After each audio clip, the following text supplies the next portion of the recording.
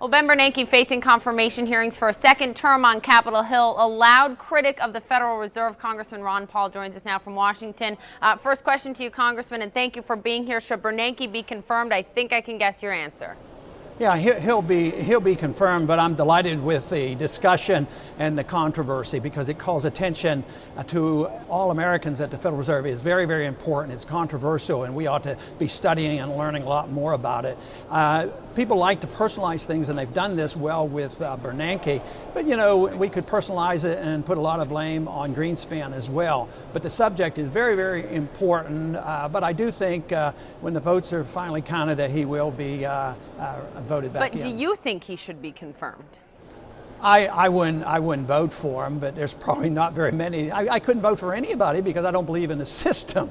But and that for me, that isn't an issue. It's not a personal thing. But I wouldn't vote for him. The next guy will be endorsing the same viewpoints because the people who believe in sound money wouldn't be running for the job of running the Federal Reserve unless they did it to be the caretaker or something like that, or just develop a policy where they refuse to set interest rates, and of course nobody would consider them. You know, looking back a year and a half plus here at the height of the financial crisis, there are many, and I'm sure a number of your constituents, that would argue that Ben Bernanke, the Fed, the New York Fed, and his peers at Treasury did a good job at least of preventing the system to fall off the cliff.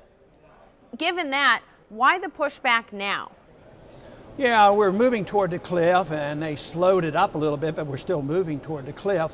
It's sort of like saying, you know, there were a few things done in the early 30s that seemed to be helping. Roosevelt comes in and says, well, we're going to take care of all this, and there seems to be temporary improvement. But literally, the economy never grew in the true sense of the word until after the war was over, so it just prolonged the agony. So because you see a few statistics that are improving, to me that just means that they are prolonging the agony. I mean, just think of what will happen when they pour out all these regulations that they're talking about. That is just going to stimulate the exporting of jobs and businesses and investment overseas, because there are other places in the world are much more competitive. So no, that isn't the answer, and we shouldn't be lulled to sleep. It's sort of like giving a drug addict a shot and he's feeling better. You say, oh, so it's all going to be okay. But before we know it, we're going to probably kill the patient if we're not careful.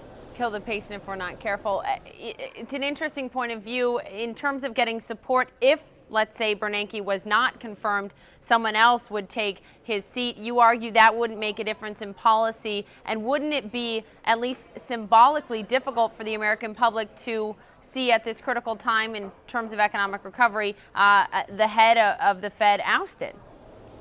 Yeah, I think it would send a strong signal, and even though there wouldn't be dramatically different, Bernanke was probably one of the biggest inflationists. You know, he's been kidded about because at one time he says, I can always bail everybody out because if necessary, I can drop the money out of helicopters. I mean, that means I can destroy the money faster and better than anybody else. So maybe there's somebody else that would do it a little less so.